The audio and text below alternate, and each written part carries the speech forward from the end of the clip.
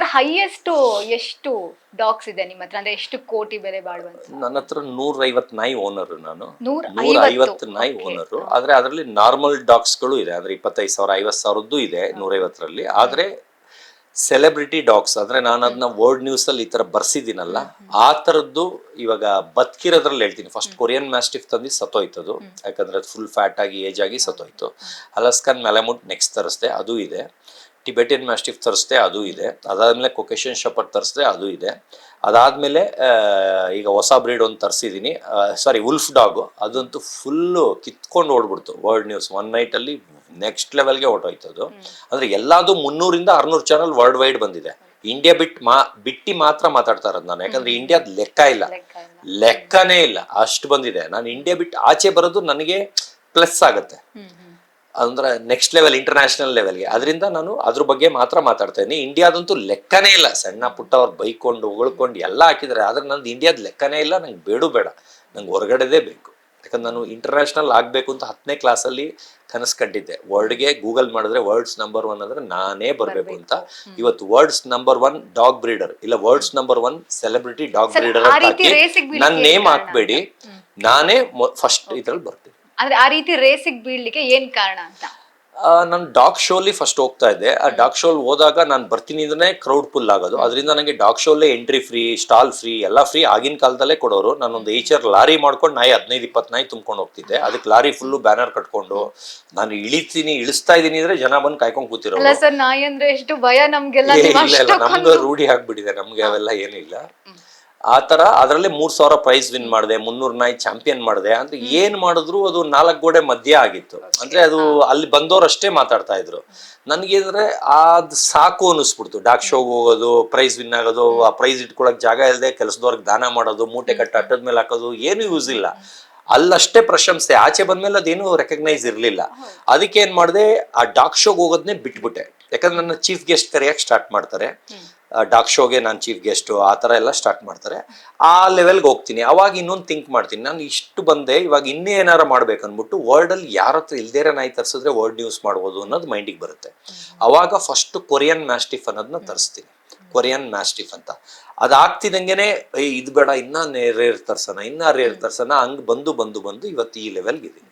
ಆದರೆ ಅದು ಗಂಧ ಗೊತ್ತಾಗೋರ್ಗೆ, ಇವಾಗ ನೀವು ಇಷ್ಟು ಚಾನಲ್ ಬಂದಿಲ್ಲ ಅಂತ ನೀವು ನಂಬಿದ್ರಿ, ಈಗ ಅವ್ರ ಒಳಗ್ ಮಾತಾಡಿದ್ನ ನೀವು ನಂಬಿದ್ರಿ. ಇವಾಗ ನಾನು ರೆಡ್ ಹ್ಯಾಂಡ್ ಏನಂತ ಈಗ ಪಕ್ಕ ಪ್ರೂಫ್ ತೋರಿಸ್ತೆ. ಇವಾಗ ನೀವು ಬರೀ 2 ಓಪನ್ ಮಾಡಿದ್ರಲ್ಲೇ ಒಂದು 25-30 ಕಂಟ್ರಿ ನೋಡಿದ್ರಿ. ಅದು ನೀವು ಪೇಷನ್ಸ್ ಆಗಿ ಫುಲ್ಲು ನೋಡ್ಲಿಲ್ಲ, ಜಂಪ್ ಹೊಡ್ಸ್ಕೊಂಡು ನೋಡಿದ್ರಿ. ಆ ತರ ಇವ್ರಿಗೆ 30% ಅಷ್ಟೇ ಕಳಿಸಿರೋದು. ಅಷ್ಟಕ್ಕೆ ಅಯ್ಯಯ್ಯೋ ಸಾಕು ಅಂದ್ರು. ಅದು 30% ಕಳಿಸ್ದಾಗ ಸ್ಟಾಪ್ ಮಾಡಿದೆ. ಅದಕ್ಕೆ ಮೆಸೇಜ್ ಮಾಡಿದೆ, ಇನ್ನ 70% ಇದೆ, ನೀವು ಯಾವತ್ತು ಕೇಳ್ತೀರಾ ಕಳಿಸ್ತೀನಿ ಅಂತ. ಆದ್ರೆ ಅಷ್ಟು ನಾನ್ ಸೇವ್ ಮಾಡ್ಕೊಂಡು ಇಟ್ಕೊಂಡಿದ್ದೀನಿ. ಅಷ್ಟುನು ಅದ್ರದ್ದೇ ಇವಾಗ ನಿಮ್ಗೆ ತೋರಿಸಿದ ಅಷ್ಟು ಸ್ಕ್ರೀನ್ ಶಾಟ್ ಅಷ್ಟನ್ನು ಕ್ಲಿಕ್ ಮಾಡಿದ್ರೆ ಅಲ್ಲಿ ಹೋಗುತ್ತೋ, ಅದನ್ನು ಸೇವ್ ಮಾಡಿ ಇಟ್ಕೊಂಡಿದ್ದೀನಿ. ಸರ್ ನಿಮ್ಮ ಪ್ರಕಾರ ಈ ವೀಕ್ ಫಿನಾಲೆ ಇನ್ನೇನು ಬಂದೇ ಬಿಡುತ್ತೋ, ಯಾರು ಹೋಗ್ಬೋದು ಮನೆಯಿಂದ ಆಚೆ? ಅದೇ ಮಂಜು ಭಾಷಿಣಿ, ಆಮೇಲೆ ಇವಳು ಅಶ್ವಿನಿ SN, ಅಭಿಷೇಕ್, ಮಲ್ಲಮ್ಮ ಒಳ್ಳೆಯವರು. ಅಂದ್ರೆ ಎಂಟರ್ಟೈನ್ಮೆಂಟ್ ಮಾಡ್ತಾ ಇಲ್ಲ, ಒಳ್ಳೆಯವರು. ಅದರಿಂದ ಅವ್ರು ಹೋಗ್ಬೋದು ಅಂತ ಅನ್ಕೊಂಡಿದ್ದೀನಿ. ಸರ್ ಯಾರು ವಿನ್ ಆಗ್ಬೇಕು? ಗಿಲ್ಲಿನೇ ಆಗೋದು. ಯಾಕೆ ಗಿಲ್ಲಿ ಅವರೇ ಆಗೋದು ಅಂತ? ಯಾಕಂದ್ರೆ ದಿನ ಟಿವಿ ನೋಡಿದ್ರೆ ಅಷ್ಟು ನಗು ಬರುತ್ತೆ. ನಾವು ಲೈವ್ ಆಗಿದ್ದಾಗ್ಲೂ ಅಷ್ಟು ನಗು ಬರ್ತಿತ್ತು. ಈಗ ನೆನ್ನೆ ಟಿವಿ ನೋಡಿದ್ರು ಅವ್ನು ಮಾತಾಡೋದಿಲ್ಲ, ಒಂಥರ ಜನಕ್ಕೆ ಇಷ್ಟ ಆಗುತ್ತೆ. ಅದರಿಂದ ಅವನ್ಗೆ ಜಾಸ್ತಿ ಓಟ್ ಬೀಳುತ್ತೆ, ಅವರೇ ಗೆಲ್ತಾರೆ ಅಂತ ಅನ್ಕೊಂಡಿದ್ದೀನಿ. ಅಂದ್ರೆ ಮಾತುಗಾರಿಕೆ ಒಂದಿದ್ರೆ ಬಿಗ್ ಬಾಸ್ ಅಲ್ಲಿ ಇರ್ಬೋದು, ಟಾಸ್ಕ್ ಅವನು ಎಲ್ಲದಕ್ಕೂ ಒಂದು ರೆಡಿ ಇಟ್ಕೊಂಡಿರ್ತಾನೆ ಮಾತಾಡಕ್. ಎಷ್ಟು ಚೆನ್ನಾಗಿ ಮಾತಾಡ್ತಾನೆ ಅಂದ್ರೆ, ಅಲ್ಲಿ ಬೈಸ್ಕೊಳ್ತಾ ಇದ್ರು. ನೆನ್ನೆ ಊಟ ತಿನ್ನಂಗಿಲ್ಲ ಅವರು, ರಾಯಲ್ ಅವ್ರಿಗೆ ಊಟ ಆಗಿದ್ರೆ ಅಲ್ಲೂ ಹೋಗ್ಬಿಟ್ಟು ಬಾಯಿಗೆ ಹಾಕೊಂಡ್ಬಿಡ್ತಾನೆ. ನಮ್ಗಾದ್ರೆ ಅದು ಜೈಲು ಪನಿಷ್ಮೆಂಟ್ ಆಗುತ್ತೆ. ಅವನ್ನ ಕೂಲಾಗೆ ತಗೊಂಡ್ರು ಆತರ. ಅದರಿಂದ ಸರ್ ನಿಮ್ ಪ್ರಕಾರ ಕಳಪೆ ಅಂತ ಇದ್ರೆ ಯಾರು ಬಿಗ್ ಬಾಸ್ ಮನೇಲಿ ಈ ವೀಕ್ ಯಾರಿಗೆ ಕಳಪೆ ಕೊಡ್ಬೇಕು?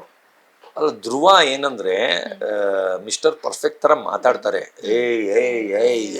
ಏಯ್ ಅಂತ. ಆದ್ರೆ ಅವರೇ ಏನು ಮಾಡಲ್ಲ. ಎಲ್ಲಾರ ಕೈಲಿ ಅದ್ ಮಾಡಿಲ್ಲ ಇದ್ ಮಾಡಿಲ್ಲ ಅಂತ ಅರ್ಚಿಡ್ತಾರೆ, ಆದ್ರೆ ಅವರೇ ಮಾಡಲ್ಲ. ಕ್ಲೀನ್ಲೆಸ್ ಅದು ಇದು ಅಂತಾರೆ, ಅವರೇ ಕ್ಲೀನ್ಲೆಸ್. ಅಂದ್ರೆ ಮೊನ್ನೆ ಒಂದ್ ಚೇರ್ ವಿಚಾರಕ್ಕೆ ಏನೋ ಗಲಾಟೆ ಆಯ್ತು ಅಂದ್ರೆ ಅವಶ್ಯಕತೆ ಇತ್ತ ಅದು ಸುಮ್ನೆ ಹೈಲೈಟ್ ಆಗಕ್ಕೆ, ಅದು ಬೋಗಸ್ ಜಗಳ. ಆದ್ರೆ ಸ್ಪಂದನ ತಪ್ಪಿಲ್ಲ, ಇವರು ಮಾಡಿದ್ರು. ಆದ್ರೆ 5 ನಿಮಿಷಕ್ಕೆ ಸದ್ಯ ಕಟ್ ಆಗಿದ್ಕೆ ಅಲ್ಲ, ಸುದೀಪ್ ಸರ್ ಬಂದ್ ಹೋಗಿದ್ ಮಾರನೇ ದಿನ ಬೈದ್ಬಿಟ್ರಲ್ಲ. ಅವಾಗ ಏನ್ ಮಾತುಕತೆ ಆಯ್ತು ಅಂದ್ರೆ, ಅವ್ರನ್ನ ಸಿಂಪತಿ ಕ್ರಿಯೇಟ್ ಮಾಡ್ತಾರೆ, ಮಲ್ಲಮ್ಮ ಜೊತೆ ಇದ್ರೆ ಅಂತ ರೇಗಿಸ್ಬಿಡ್ತಾರೆ ಸುದೀಪ್ ಸರ್. ಅವ್ರಿಗೆ ಏನಾಗೋಯ್ತು, ಇಲ್ಲ ನಾನೇ ಕರೆಕ್ಟು, ಸಿಂಪತಿ ಯಾರ ಏನಾರ ಅನ್ಕೊಳ್ಳಿ, ಅವ್ರದ್ದು ಕೇಳಲ್ಲ, ನಾನೇ ಕರೆಕ್ಟು, ನಾನು ಇರೋದೇ ಹಿಂಗೆ, ನಾನು ಚೇಂಜ್ ಆಗಲ್ಲ, ಹಂಗೆ ಹಿಂಗೆ ಅಂತ ಇದ್ರು. ಅದು ಸಿಟ್ಟು ಬಂದ್ಬಿಡ್ತು. ಸ್ಪಂದನ ಅದೇನೋ ಬಂದ್ಬಿಡ್ತಲ್ಲ, ಅವ್ರು ವಿನ್ ಆಗ್ಬಿಟ್ರಲ್ಲ, ಅದು ಜಲಸ್ ಆಗ್ಬಿಡ್ತು ಇವ್ರಿಗೆ. ಎವ್ವಿ ಜಲಸ್ ಆಗಿ ಬರೀ ಅವ್ರ ಮೇಲೆ ಟಾರ್ಗೆಟ್ ಮಾಡ್ಬಿಟ್ರು, ಸ್ಪಂದನ ಮೇಲೆ.